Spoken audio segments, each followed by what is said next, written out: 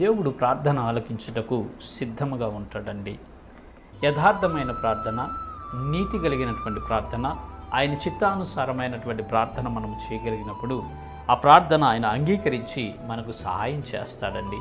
ఒకవేళ మన ప్రార్థన వినిపించబడకపోవటానికి కారణం ఏంటంటే మన దోషములు, మన అతిక్రమములు, మన అవిధేయతలు అడ్డుబండలుగా ఉంటూ ఉంటాయి.